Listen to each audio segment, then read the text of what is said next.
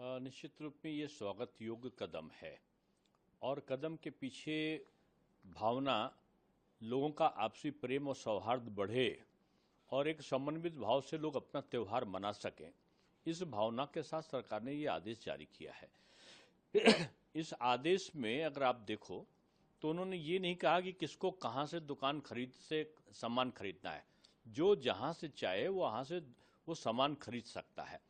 अभी तक ये सामान्य प्रक्रिया आपने पूरे उत्तर प्रदेश में देखी होगी कि लोग अपनी दुकानों का नाम लिखते हैं और मैं समझता हूँ दुकान के नीचे लगभग 40-50% लोग अपने प्रोप्राइटर का नाम भी लिखते हैं।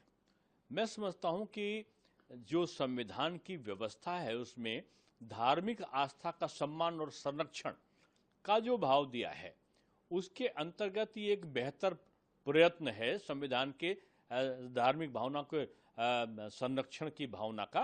और इसमें अगर आप देखो कि 2013 में एक छोटी सी बात पर दंगा हो गया था और मुजफ्फरनगर में कि एक दुकान से उन्होंने सामान खरीदा, वो किसी और नाम से, किसी हिंदू धार्मिक नाम से था और वो दूसरे समुदाय का व्यक्ति उस दुकान में खाने का सामान बेच रहा था और उसमें जो तमाम प्रकार आपत्तिजनक जो लहसुन था, प्याज था या कुछ और चीज़ें उसमें मिली हुई थी और उस व्यक्ति ने जब खाया उसको पता चला तो उसका व्रत टूट गया है।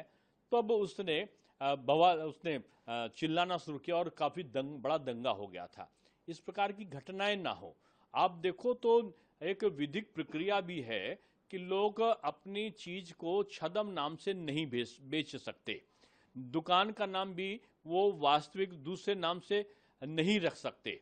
अगर जो नाम वास्तविक उनका है उसी को वो प्रदर्शित कर सकते हैं। कभी कभी लोग अपनी सेल को बढ़ाने के लिए दूसरे नाम लिख लेते हैं। अब आप उम्मीद करें कि मानो बजरंग ढाबा लिखा है और बजरंग ढाबा में वहां पर मांस मिल रहा है तो लोग निश्चित रूप में इस पर आपत्ति करेंगे। हिंदू और मुसलमान मिलकर चले, यहाँ पर रामलीला होती है तो मुस्लिम लोग पानी पिलाते हैं, लोग पीते हैं और जब ईद होती है तो हिंदू लोग उनके स्वागत में सभी लगाते, इसमें आपत्ति नहीं है।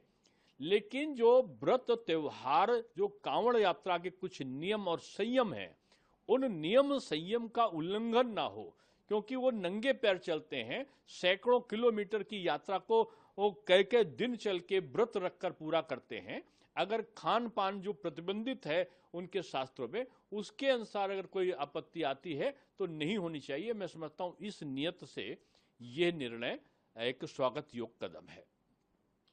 सर, वहीं औषधि वैसी कहते हैं कि मुख्यमंत्री योगी आदित्यनाथ की जो पूरा रूट बना हुआ है कावड़ का, उस पर जो ढाबे रेस्टोरेंट हैं, क्या उनको लेकर अपडेट है? क्या आप लोग उस पर जो आपने कहा है उस पर?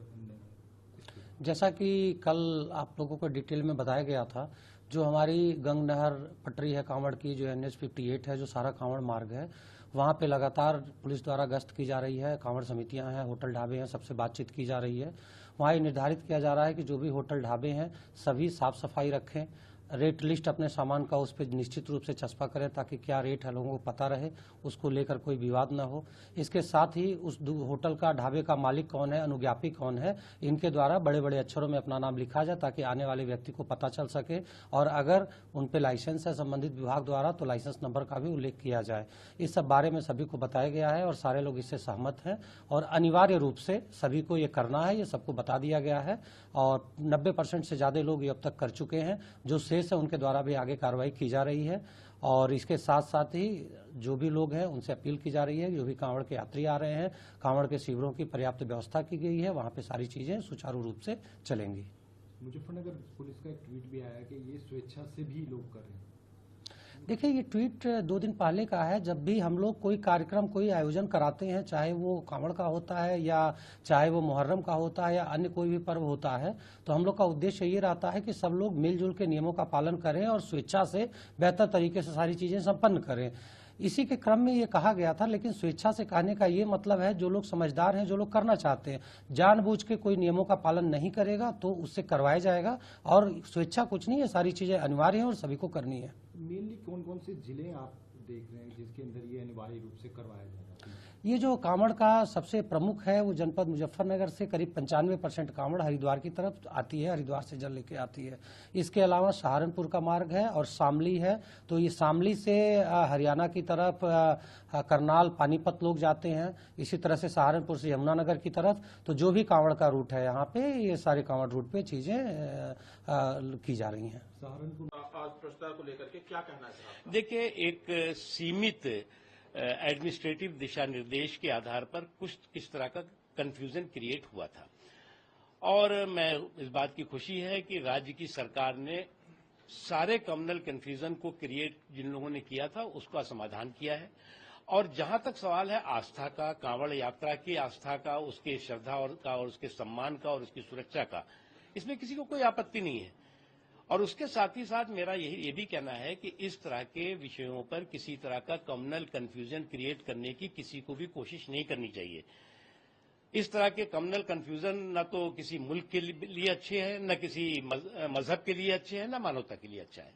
लेकिन सर, जो आदेश है वो मुजफ्फरनगर से बढ़कर के पूरे प्रदेश में लागू गया। सीएम ऑफिस की तरफ से जो आदेश दिया गया है कि तमाम राज्य में पूरे कांवड़ यात्रा। देखिए, मैं खुद कांवड़ यात्रा लेकर के बहुत बार गया हूं, और इस दौरान एक चलन सा कई जगह पर देखने को मिला, और कई कांवड़ यात्रियों की शिकायतें मिली कि साहब ये इस तरह का चीजें दे रहे हैं, इस तरह की चीजें दे रहे हैं। तो उसमें आप जो अच्छा लगे उसे अपना लो, जो बुरा लगे उसे जाने दो।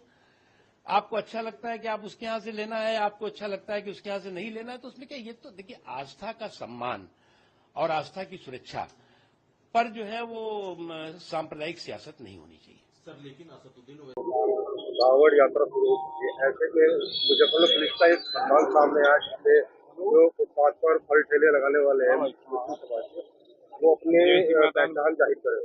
देखिए, फल ठेलों वाला का विषय नहीं है।